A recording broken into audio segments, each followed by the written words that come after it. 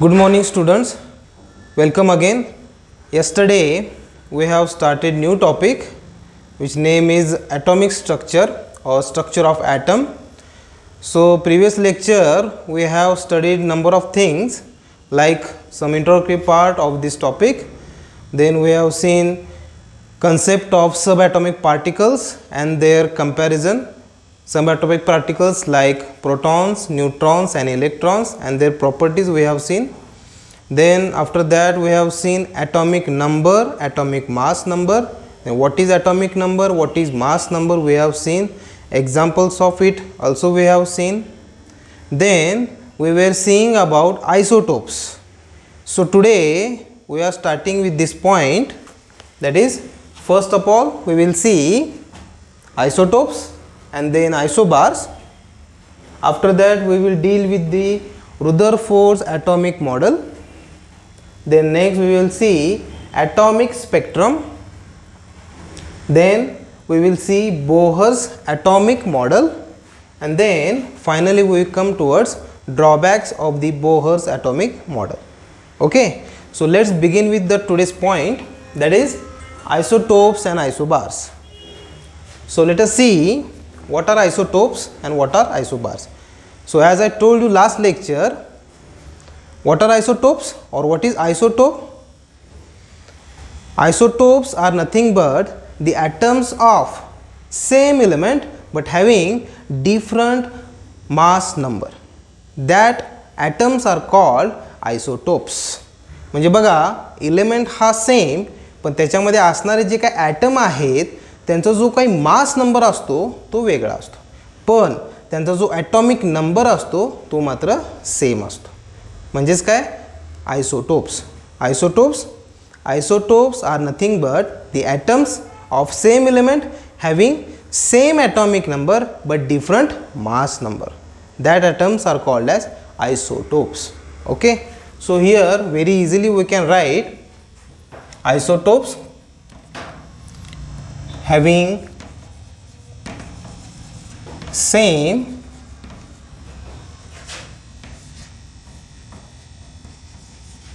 atomic number but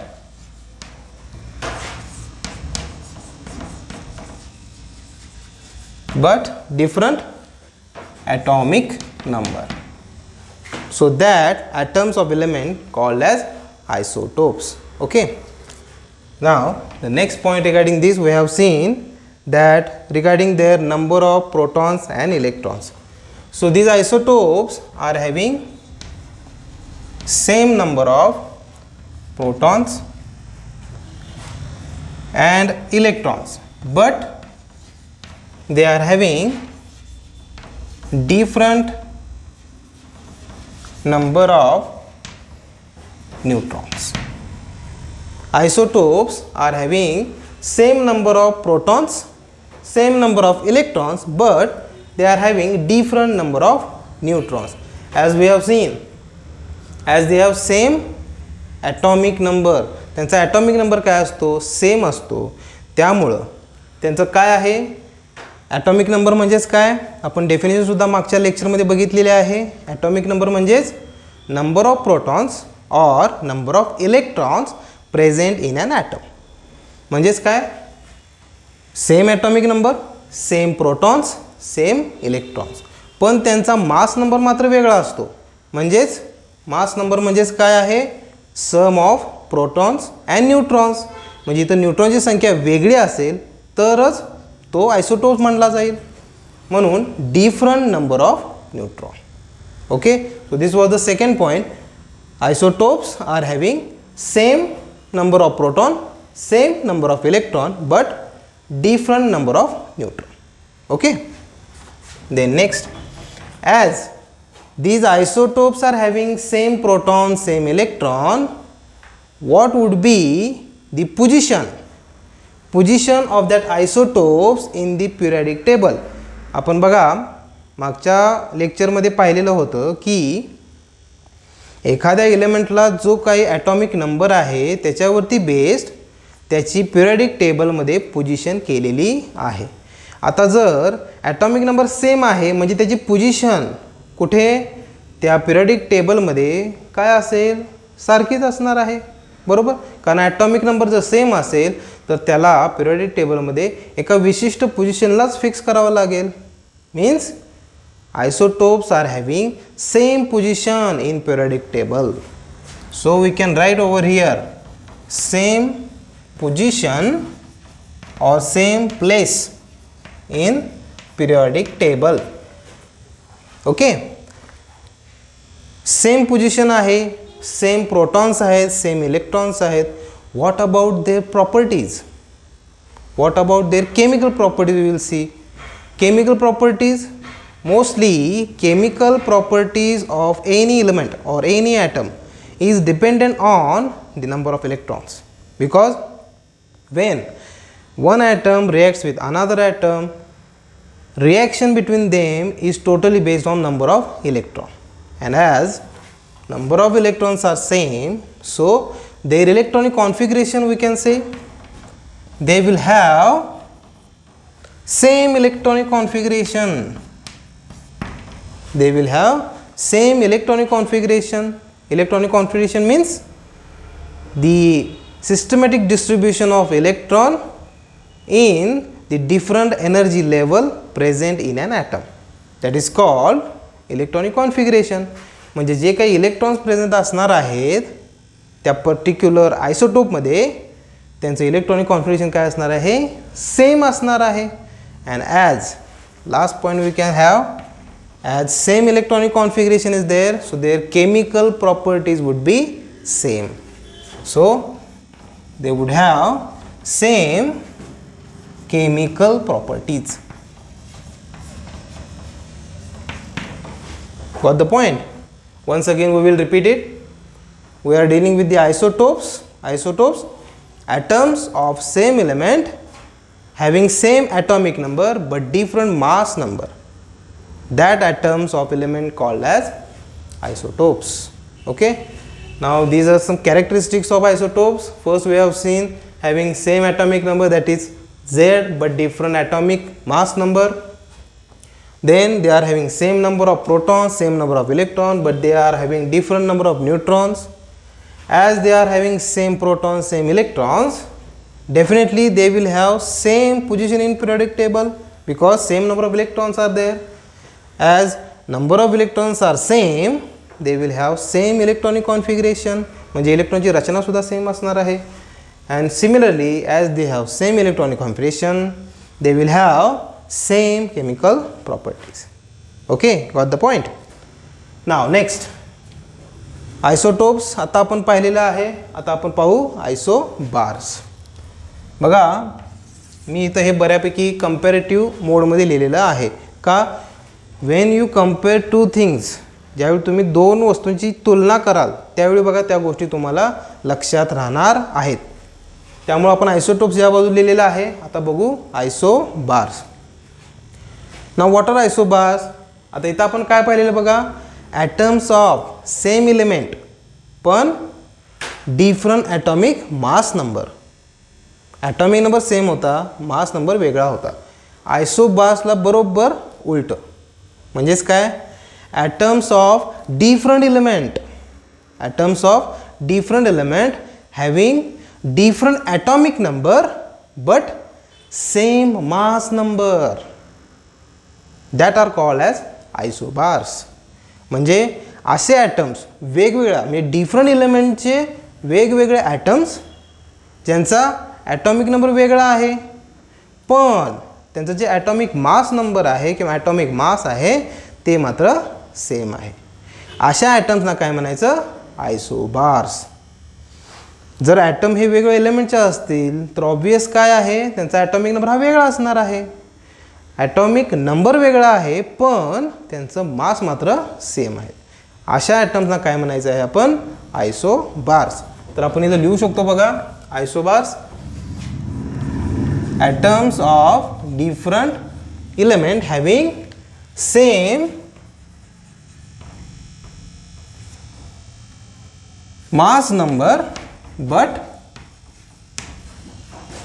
different atomic number. बघा इथं same atomic number होता, वेगळा मास नंबर आहे. इथं सेम मास नंबर आहे पण ॲटॉमिक नंबर वेगळा आहे. ओके. त्यानंतर what about number of protons, electrons and neutrons. इथं बघा काय होतं, सेम प्रोटॉन आहेत, सेम इलेक्ट्रॉन आहेत पण डिफरंट न्यूट्रॉन्स आहेत. तर या बाबतीत काय असू शकतं, जर ॲटॉमिक नंबरच वेगळा आहे तर here different, all things are different, means different number of protons, different number of electrons and different number of neutrons. म्हणजे तिन्ही प्रोटॉन्स, इलेक्ट्रॉन्स, न्यूट्रॉन या तिन्हींची संख्या ही वेगवेगळी असणार आहे. There would not be any similar things. जसं आपण इथं पाहिलेलं आहे, प्रोटॉन इलेक्ट्रॉन सेम असतात पण इथं प्रोटॉन्स आणि इलेक्ट्रॉन्स वेगवेगळे असणार आहेत. का? कारण त्याचा ॲटॉमिक नंबरच वेगळा आहे. ॲटॉमिक नंबर म्हणजेच काय, number of proton, number of electron.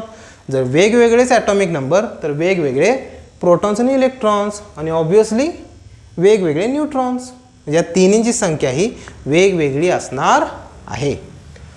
त्यानंतर बघा नेक्स्ट आहे पोझिशन. पोझिशनबद्दल काय सांगाल, ॲटॉमिक नंबर तर वेगळाच आहे, मग वेगवेगळे आयसोबार्स त्यांची पोझिशनसुद्धा सेम असेल का वेगवेगळे असणार आहे? ऑब्वियसली वेगवेगळे असणार आहे कारण ॲटॉमिक नंबरच सगळ्यांचा काय आहे, वेगळा आहे.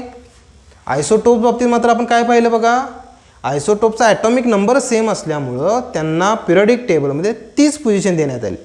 पण आयसोबारमध्ये ॲटॉमिक नंबर म्हणजे प्रोटॉन आणि इलेक्ट्रॉनची संख्याच वेगळी असल्यामुळं त्यांची पोझिशन काय असणार आहे, वेगवेगळी असणार आहे. So different position,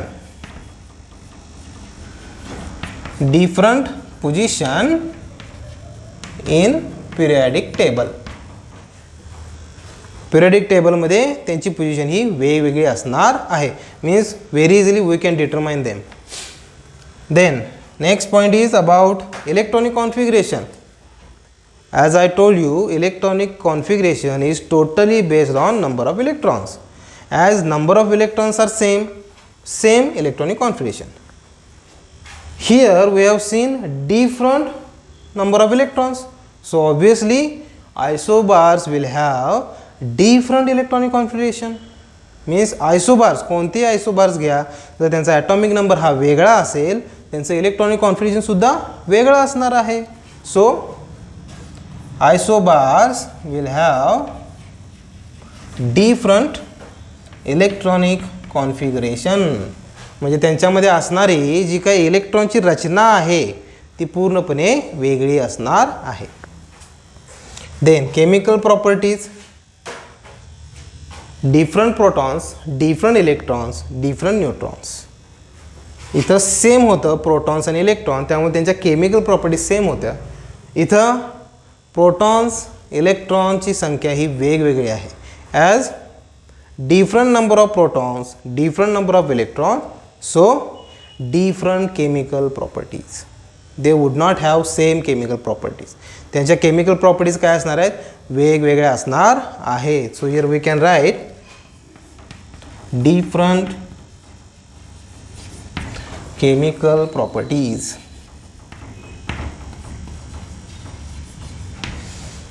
Got the point? So isotopes and isobars. बघा पूर्णपणे जर तुम्हाला डेफिनेशन आयसोटोप्स आणि आयसोबारची समजली असेल, you can very easily compare them with each other. दोघांना तुम्ही एकमेकाशी कम्पेअर करू शकता. अँड रिमेंबर वन थिंग, ज्यावेळी तुम्ही कम्पेअर करणार आहात दोन्ही गोष्टी तुम्हाला त्या गोष्टीबद्दल पूर्णपणे नॉलेज येणार आहे. You can try it. तुम्ही घरामध्ये ट्राय करा. बघा फक्त आयसोटोप्सची माहिती फक्त तुम्ही पाठ करा किंवा माहिती गोळा करा आणि ती रिमेंबर करायचा प्रयत्न करा. पण बघा जर तुम्ही आयसोटोप्स आणि आयसोबार्स हे कम्पॅरेटिव्हली जर स्टडी केलं, आता इथं कम्पेअर काय केलं बघा, कारण हे दोन्हीसुद्धा एकमेकांशी रिलेटेड आहेत आणि त्यामुळं जर तुम्ही असं कम्पॅरेटिव्ह स्टडी केला तर ते तुमच्या नक्की लक्षात राहणार आहे. Okay, got the point. So isotopes and isobars. Now let us study next point and that is Rutherford's atomic model. Okay, आपण रुदरफोर्ड्स ॲटॉमिक मॉडेल पाहतोय.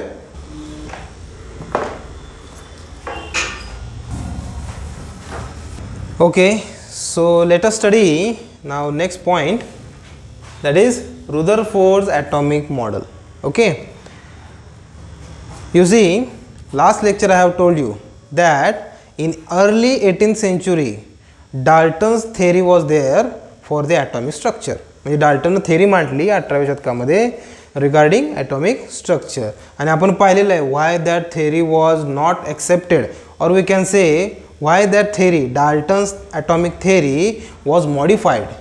ओके, आफ्टर दॅट म्हणजे 18व्या शतकानंतर in 19th century, or we can say in 1909, in the year, Rutherford proposed his atomic model regarding atomic structure.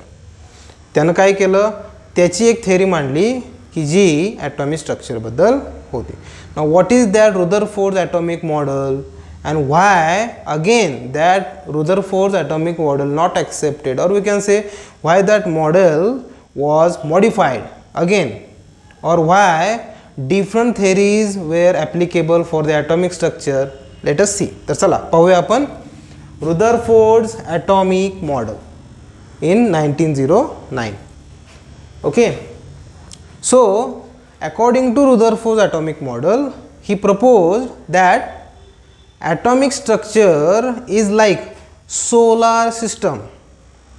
म्हणजे atomic structure जे आहे ते कशासारखं आहे, सोलार स्ट्रक्चरसारखं आहे, किंवा जी सोलार सिस्टम आहे आपली त्यासारखी आहे. म्हणजे सूर्यमाला म्हणतो आपण, त्या सूर्यमालेसारखं स्ट्रक्चर हे ॲटमचं आहे. आता सूर्यमाला माहिती आहे आपल्या सर्वांना, सोलार सिस्टम आपल्याला माहिती आहे. Solar system, in the center there is a sun and around the sun all the planets are revolving. म्हणजे सेंटरला सूर्य आहे आणि त्याच्या भोवतीनं काय फिरत आहेत, वेगवेगळे ग्रह फिरत आहेत. While moving that planets around the sun there is a gravitational force. म्हणजे त्या सूर्यामध्ये आणि त्या ग्रहांमध्ये एक प्रकारचं काय आहे, ग्रॅव्हिटेशनल फोर्स आहे, गुरुत्वाकर्षण आहे.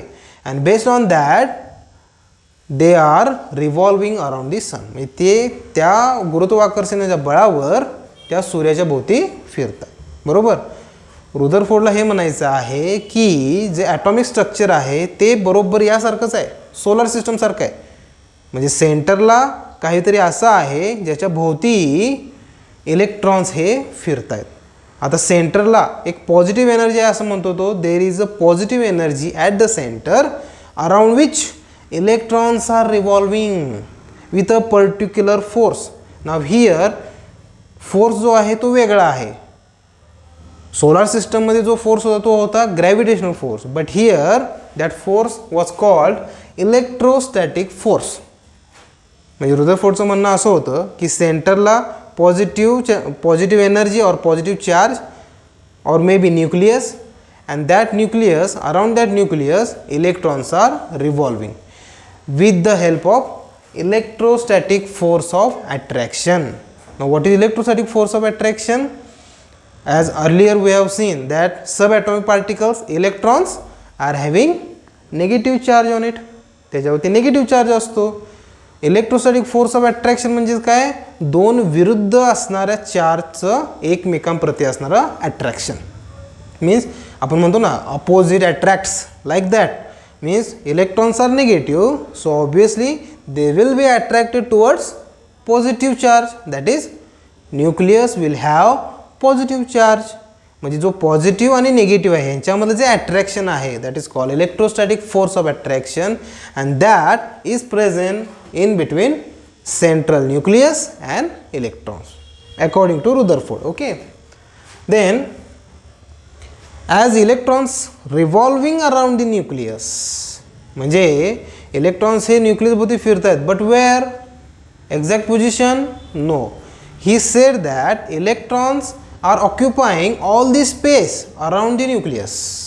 स्पेस म्हणलं आहे त्यानं, म्हणजे न्यूक्लियस भोवती जी काय स्पेस आहे त्या स्पेसमध्ये काय होतोय, इलेक्ट्रॉन हा फिरतोय. But he does not specify the actual position of an electron. म्हणजे इलेक्ट्रॉनची ॲक्च्युअल पोझिशन त्यानं फिक्स केली नाही म्हणण्यापेक्षा त्यानं सांगितलेली नाही. So this was little bit रुदरफोर्डचं ॲटॉमिक मॉडेल. म्हणजे अशा प्रकारचं रुदरफोर्डचं हे ॲटॉमिक मॉडेल होतं इन 19th century. ओके, त्या काळात ही थेरी म्हणजे भरपूर मोठी theory.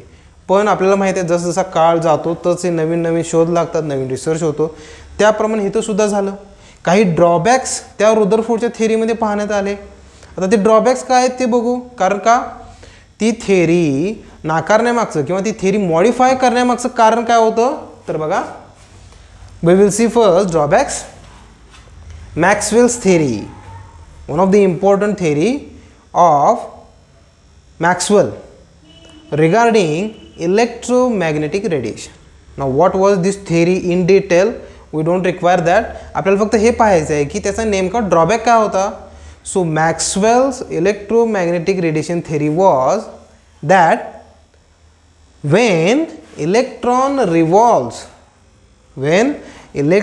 revolves around the nucleus, it emits radiation. And that radiation called as electromagnetic radiation. म्हणजे त्याच्यामधून जे काय रेज इमिट होणार आहेत किंवा जी एनर्जी इमिट होणार आहे, that energy have both the dimensions of electric as well as magnetic energy. म्हणजे इलेक्ट्रिक एनर्जी आणि मॅग्नेटिक एनर्जी ह्या दोन्हींची डायमेन्शन त्या एनर्जीला असणार आहेत. This was the major drawback of this Rutherford atomic model. Means Rutherford didn't tell us that what about their radiation.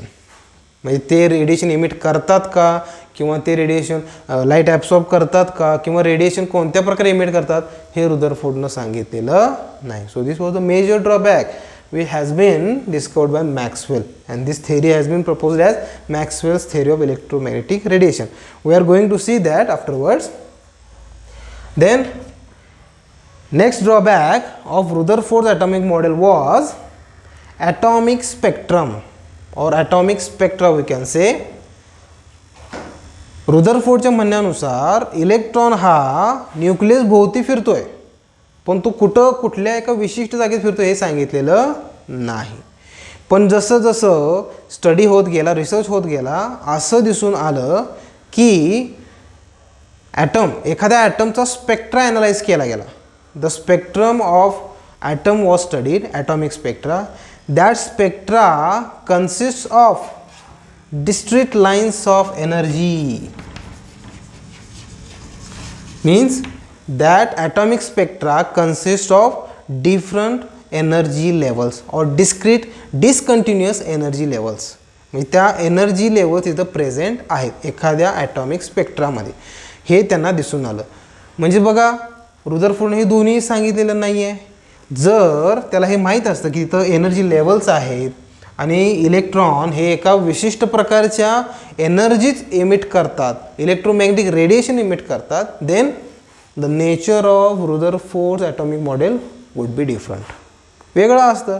As this theory lacks these points, due to this Rutherford's atomic model afterwards modified. ते काय केलं गेलं, modified केलं गेलं.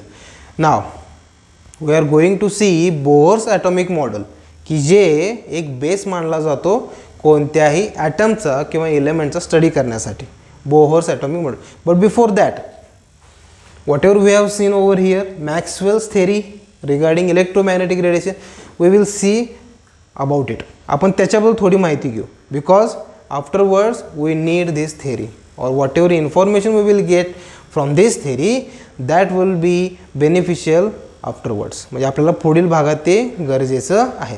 त्यामुळे आपण काय पाहणार आहोत आधी, Maxwell's theory regarding electromagnetic radiation. Okay, so just as I told you before going towards Bohr's atomic model, let's study about the Maxwell's theory of electromagnetic radiation. As Maxwell told the major drawback of the Rutherford's atomic model. Okay, so what was the drawback? What is this Maxwell electromagnetic radiation? Let us see. So here I have drawn an electromagnetic radiation. Electromagnetic radiation wave means that electron, whatever energy would be emitted, that energy would be in the form of electromagnetic radiation. ती energy या स्वरूपात असणार आहे. त्यामुळं त्याच्याबद्दल आपल्याला थोडी माहिती घ्यायची आहे. So this is electromagnetic radiation wave.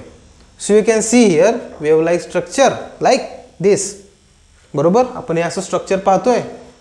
So let us study what are typical characteristic of this electromagnetic radiation wave.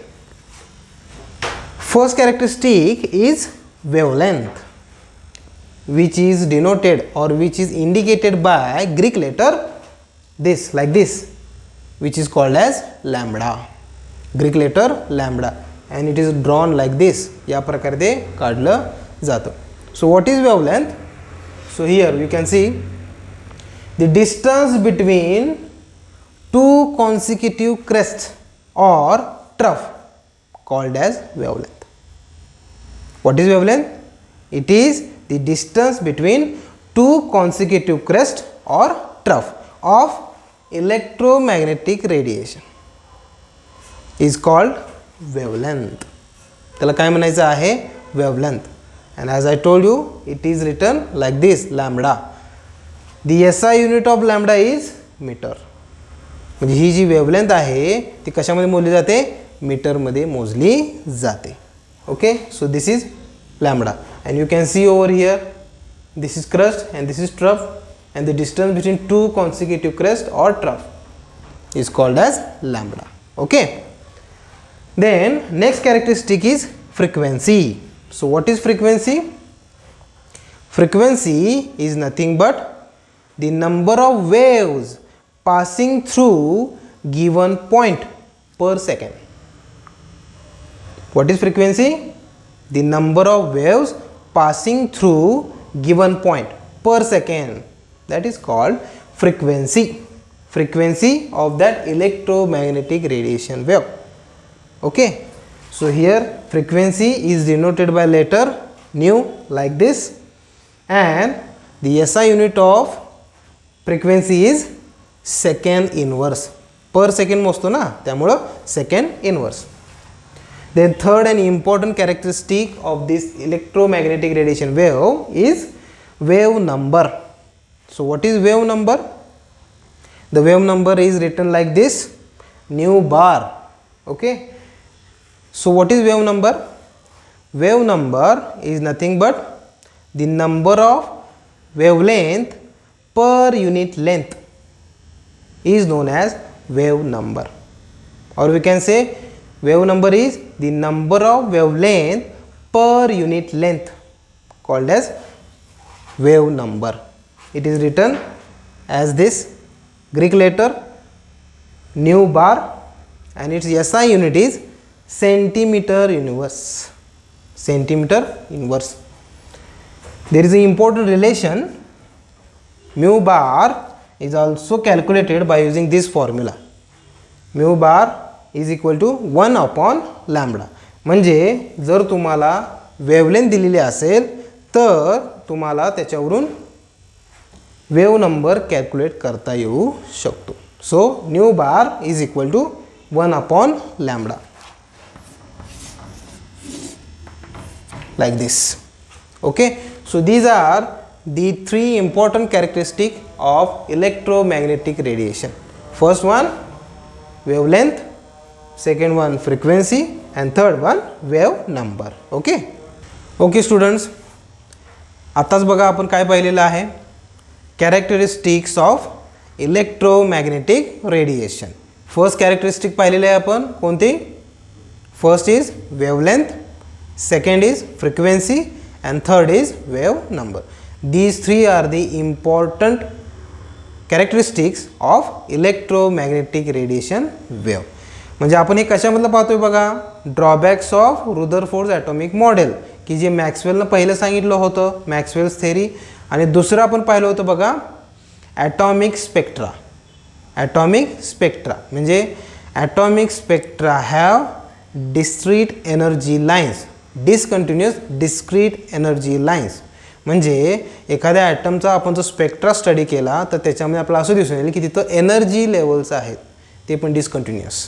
Okay, now that second drawback we are going to see now, that is atomic spectra. So here the atomic spectrum of hydrogen. After Rutherford atomic model, atomic spectra of hydrogen were analyzed. Now the question comes, why hydrogen first? Because hydrogen having only one electron, and as we know, if you want to study more you have to start with the less. म्हणजे तुम्हाला कमीत कमी याच्यातून सुरुवात करावी लागेल. Same way here also atomic spectra of hydrogen was studied first. And what they get or what they got? Let us see.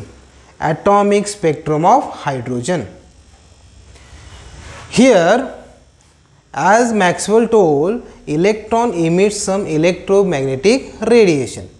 Hydrogen also, when energy was supplied to the hydrogen, atom absorbed that energy and what? They got excited. They got excited. म्हणजे काय होतं बघा, ज्यावेळी item कोणत्याही प्रकारची energy absorb करतात, they get excited. त्यांचं excitation होतं. म्हणजे ground state and excited we know. ते एक्साइट होतात. And when they get excited they emit electromagnetic radiation. म्हणजे ते कोणत्या ना कोणत्या प्रकारची एनर्जी ही इलेक्ट्रोमॅग्नेटिक रेडिएशनच्या स्वरूपात इमिट करतात. Okay, so this emission of that atom is called as atomic emission spectrum. त्याला काय म्हणायचं? Atomic emission spectrum. Now when energy was supplied to the hydrogen got excited and it emits energy in the form of electromagnetic radiation. So here we have got emission spectrum of hydrogen. आपल्याला हायड्रोजनचा emission spectrum मिळालेला आहे. So what is that? Let us see. So here as we have already studied, we can calculate wave number by using this formula, right? आपण हा बघितलेला आहे मगाशी. Nu bar is equal to 1 upon lambda. So here wave numbers were determined by using this formula for atomic spectrum of hydrogen. हायड्रोजनच्या मध्ये जो काही spectrum मिळालेला आहे त्याच्यामध्ये भरपूर अशा एनर्जी लाईन्स मिळाल्या, भरपूर अशा डिफरंट इलेक्ट्रो रेडिएशन मिळाल्या की ज्यांचा वेव्ह नंबर डिटरमाइन करण्यात आला. And that wave number was determined by using this formula. Nu bar is equal to 1 upon lambda, that is equal to capital R in bracket 1 upon small n1 square minus 1 upon small n2 square, where r is a constant. So by using this formula you can get the wave numbers associated with atomic spectrum of the hydrogen. So what they got series of energy levels. Now that energy level were also discovered by different scientists, and based on that I have prepared a chart over here who they discovered. म्हणजे ज्या सायंटिस्टनी त्या energy level डिस्कवर केल्या त्यांच्यानुसार ही series तयार केलेली आहे.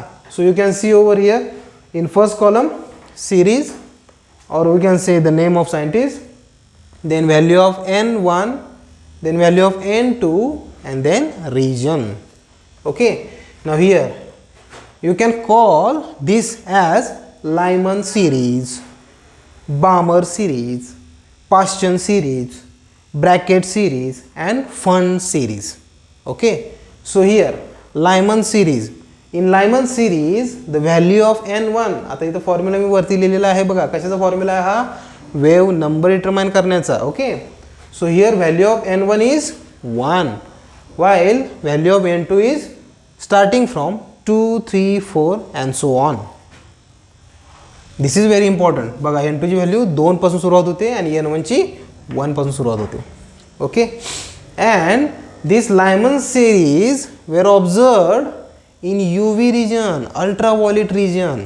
म्हणजे बघा ह्या स्पेक्ट्रममध्ये लायमननं ज्या एनर्जी लेवल्स किंवा ज्या रेडिएशन शोधून काढल्या, electromagnetic radiation, that radiation were having energy in UV light or UV region, ultraviolet रिजनमध्ये होत्या.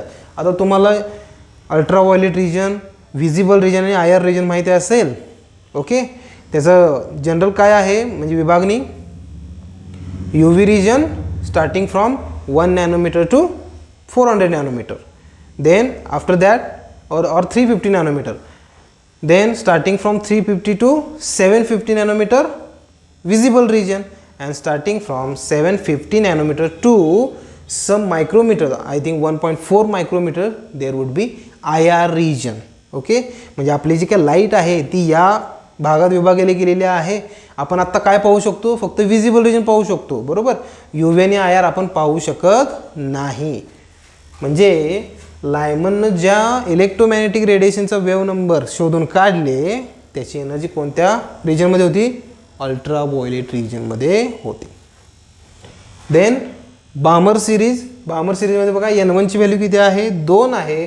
N2 ची व्हॅल्यू बघा 3 पासून चालू होते, 3, 4, 5 अँड सो ऑन. लायमनमध्ये बघा किती होती, 2 होती. पाश्चरमध्ये बामरमध्ये 3 आहे. And the energy of this Balmer series lies in visible region. म्हणजे विजिबल रिजनमध्ये त्यांना रेडिएशन शोधून काढलेत. म्हणजे हायड्रोजनचा स्पेक्ट्रा ज्यावेळी स्टडी केला गेला, लायमननं सांगितलं की काही रेडिएशन ह्या UV रिजनमधले आहेत, काही रेडिएशन बामरनुसार काय आहेत, विजिबल रिजनमध्ये आहेत. Means we can see them, आपण आपल्या डोळ्याने ते पाहू शकतो, कारण विजिबल लाईट आपल्याला दिसू शकते, बरोबर. तिसरे आहे पाश्चन सिरीज. याच्यामध्ये N1 ची व्हॅल्यू आहे 3, N2 ची व्हॅल्यू स्टार्ट होते बघा 4, 5, 6 अँड सो ऑन. आणि त्याची एनर्जी बघा कोणत्या रिजनमध्ये आहे, IR रिजनमध्ये आहे, म्हणजेच इन्फ्रारेड रिजन. दिस रिजन जसं मी सांगितलं 750 ते पुढं, त्या रिजनमध्ये सुद्धा ती एनर्जी आपल्याला डोळ्यांनी दिसू शकत नाही. नेक्स्ट आहे bracket. N1 value 4, N2 value बघा 5 पासून 5, 6, 7 and so on. This energy of this radiation also lie in IR region. And last Pfund series. N1 is equal to 5, N2 is equal to starting from 6, 7, 8 and so on, and their energy also lies in IR region. Got the point? So this was what? Atomic spectrum of hydrogen. Wave number can be determined by using this formula, 1 upon lambda, that is equal to R into bracket 1 upon N1 square minus 1 upon N2 square. So here different series we have got, Lyman series, Balmer series, Paschen series, bracket series and Fun series.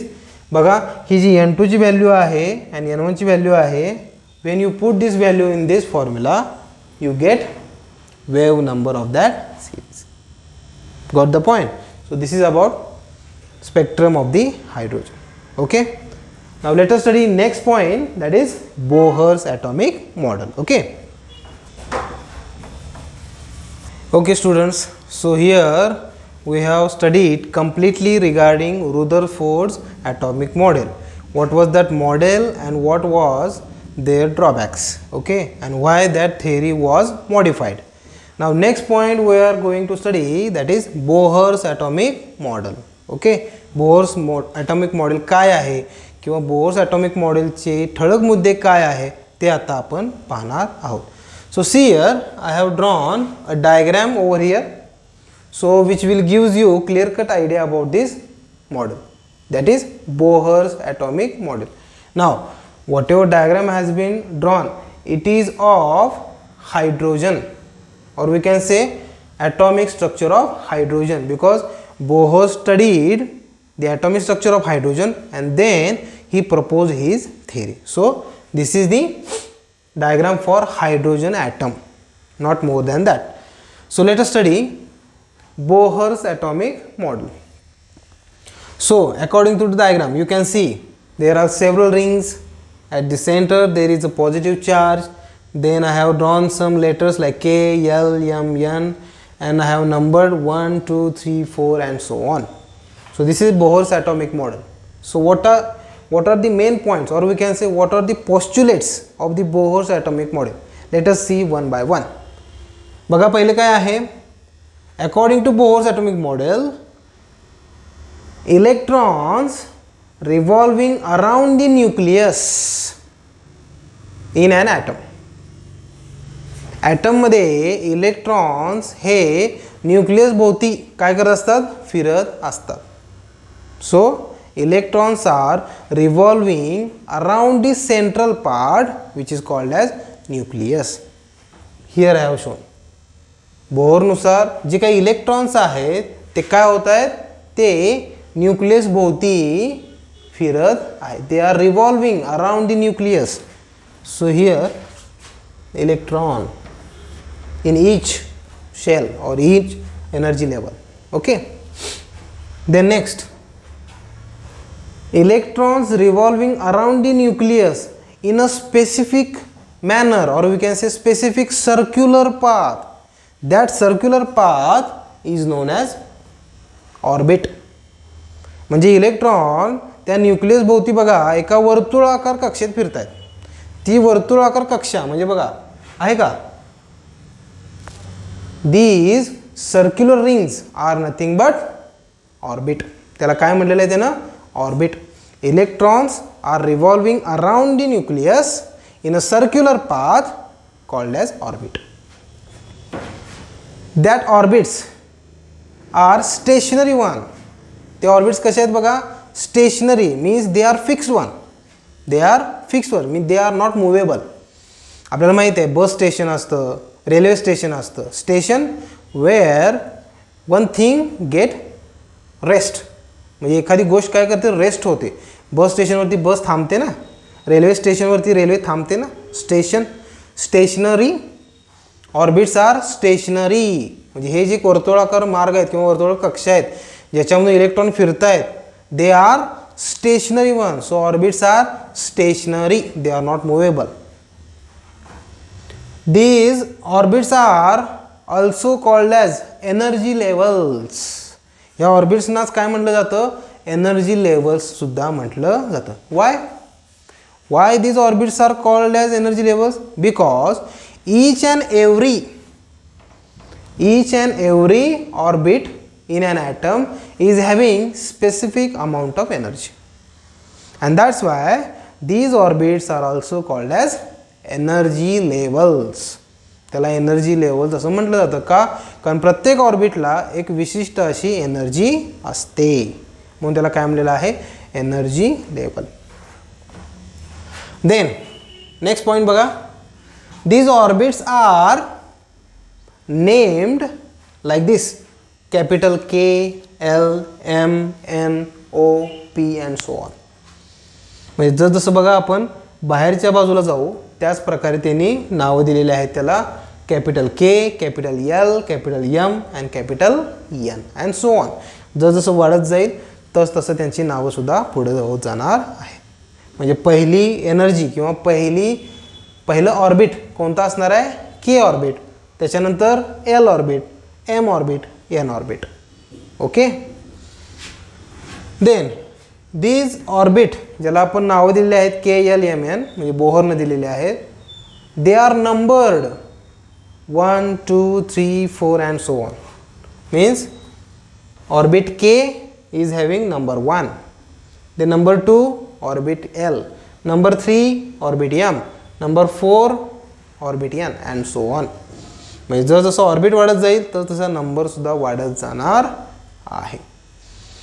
K, L, M, N, 1, 2, 3, 4 and so on. Okay. Then next, the question comes, particular electrons revolve in a particular energy level or particular orbit. एखादा electron एका विशिष्ट अशा ऑर्बिटमध्येच का फिरतो असा प्रश्न बोहरला पडला. मग त्यानं काय केलं, त्यानं त्याचं कारण सांगितलं. when angular momentum of that electron matches with integral multiple value of h upon 2 pi, then and then only that electron will revolve in that particular orbit. म्हणजे इलेक्ट्रॉनचं जे काय अँग्युलर मोमेंटम आहे की जे mvr या फॉर्म्युला आपण calculate करतो. m means mass, v for velocity and r for radius of an electron. म्हणजे हा जो इलेक्ट्रॉन या पर्टिक्युलर ऑर्बिटमधून फिरतोय त्याचं मास, त्याची वेलॉसिटी आणि त्याची radius in the sense tangential radius from the centre. याची जर मल्टिप्लिकेशन केलं तर आपल्याला काय मिळणार आहे, अँग्युलर मोमेंटम मिळणार आहे. When that angular momentum equals to this integral value h/2π where n is equal to number of that orbit. This value when matches together, then and then only that electron revolves in that orbit. म्हणजे जर ह्यामधला जर electron असेल तर त्याची जी काही angular momentum आहे ती त्या रिस्पेक्टिव्ह h/2π व्हॅल्यूशी मॅच झाली तरच तो इलेक्ट्रॉन त्या ऑर्बिटमध्ये फिरतो. So electron revolves in that particular orbit when its angular momentum matches with this integral multiple of h/2π. The next, energy, regarding energy of the particular orbit. बघा इथं मांडताना सुद्धा कसं झालंय, ऑर्बिट अशा k नंतर l, l नंतर m, m नंतर n असं प्लेस केलेलं आहे. याच्यावरून बघा you can see there is a ascending order, ascending energy order of the orbit. म्हणजे चढता क्रम आहे. म्हणजे जसं तुम्ही न्यूक्लियसपासून लांब जाणार तसं या ऑर्बिटची एनर्जीसुद्धा काय होत जाणार आहे, वाढत जाणार आहे. As we move at farthest distance from the nucleus energy also goes on increasing. एनर्जीसुद्धा काय होत जाते, वाढत जाते. So if you place that particular orbit with respect to their energy in ascending order, you will get this order k, l, m, n in this fashion. म्हणजे जसं आपण सेंटरपासून न्यूक्लियसपासून लांब जाऊ energy of the orbit also increases. Then next point is, as we know electrons are revolving in the nucleus, around the nucleus in the orbit, but when that electron absorb energy or they get some energy, they try to move on or they try to go down.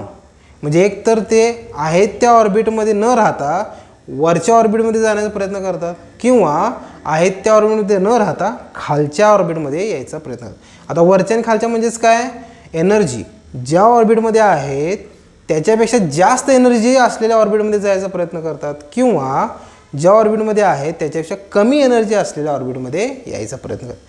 आता यासाठी काय गरजेचं आहे सांगा. आता आपल्याला सुद्धा माहीत आहे, जर आपल्याला एखाद्या बिल्डिंगमध्ये दुसऱ्या मजल्यावरती जायचं आहे तर आपल्याला पायी चालत जावं लागणार आहे आणि जर पायी चालत जावं लागणार तर आपल्याला एनर्जी घ्यावी लागेल ना थोडीफार. So here also when electron tries to move from one orbit to other orbit or from lower energy orbit to higher energy orbit, it absorb energy. तो इलेक्ट्रॉन काय करतो, एनर्जी ॲब्सॉर्ब करतो. त्याच प्रकारे if electron wants to go down to the lower energy orbit, electron emits energy. Electron काय करतो, energy emit करतो. मगाशीच आपण बघा मॅक्सवेल्स इलेक्ट्रोमॅग्नेटिक रेडिएशन थेअरी पाहिलेली आहे. इलेक्ट्रॉन रेडिएशन इमिट करतात ते यासाठी, म्हणजे ज्यावेळी इलेक्ट्रॉन हा खालच्या म्हणजे कमी असलेल्या ऑर्बिटमध्ये जायचा असेल, energy emitted means when electron moves from lower to higher और higher to lower orbit energy orbit, they either absorb energy और emit energy. Then and then only they are able to move from one orbit to the another orbit. Got the point? So these are the postulates of the Bohr's atomic model. पुन्हा एकदा बघा, पहिले काय होतं, electrons revolving around the nucleus which is positively charged, which is called as nucleus. Then electron revolves in that particular circular path, it is called as orbit. Orbits are also known as stationary states, are also known as energy level, as each and every orbit has energy. They are named as capital K, L, M, N and numbered 1, 2, 3, 4 and so on. Then electron revolves in that particular orbit where its angular momentum matches with integral multiple of h/2π. Energy of the particular orbit in ascending order is like this. As we move from away from the center, energy goes on increases. So if the question comes, which orbit is having higher energy in between K, L, M? So you should answer M will have higher energy while K will have less energy. And last point we have seen, energy. When electron move from one orbit to the another orbit, either absorbing energy or by emitting energy. This was the Bohr's atomic model. Though this theory is considered a base for any kind of structure of the atom, there are few drawbacks, due to which this theory also further modified. He theory सुद्धा काय केली गेली, नंतर modify केली गेली. But this theory considered a base for each and every structure of the atom. So what are the drawback? Let us see. Drawback number 1, this theory was not able to give information regarding spectra of element except hydrogen. जसं मी सुरुवातीला सांगितलं होतं, बोहरनं हायड्रोजनचा study केला आणि त्यानुसार ही theory लिहिली होती. म्हणजे ही थेरी हायड्रोजनशीच लिमिटेड राहिलेली होती. And that's why this theory was not able to give information regarding element except hydrogen. आता हायड्रोजन सोडून आपल्याकडे किती एलिमेंट आपल्याला माहित आहे, त्या सर्वांची माहिती ही थेरी देऊ शकत नव्हती. नेक्स्ट आहे बघा, नेक्स्ट ड्रॉबॅक आहे, according to Bohr's atomic model there is a specific orbits are there, means specific means 1 2 3 4 or K L M N. But according to modern theory, this each and every orbit or each and every energy level, it is not single one, it is a group of lines. म्हणजे बघा, मी हा जर part हा zoom केला ना, तो तुम्हाला बघा या लाईनमध्ये अशा सिरीज दिसतील. म्हणजे हा पार्ट जर मी असा मॅग्निफाय केला तर means this energy level is not a single line, it is a group of lines like this. म्हणजे ही एक लाईन जी आहे ती जर झूम केली तुम्हाला 1 2 3 4 अशा लाईन्सचा ग्रुप दिसणार आहे. So this theory was not able to explain this. म्हणजे याच्यानुसार ही एकच लेवल आहे की एकच एनर्जी लेवल आहे, पण मॉडर्न थेरीनुसार ग्रुप, प्रत्येक energy he group of sub energy level आहेत.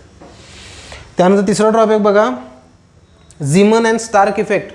This theory was not able to explain about Zeeman effect and Stark effect. Names of scientists: Zeeman regarding magnetic field and Stark electric field. This theory was not able to tell us about the magnetic properties as well as electrical properties of that particular atom. Now what are that Zeeman effect, Stark effect, we are going to study for further studies. Okay, so these are the drawbacks. Got the point? Bohr's atomic model and their drawbacks. Okay, I hope you have understood all this. Next time we will study next part of this topic. Okay, thank you.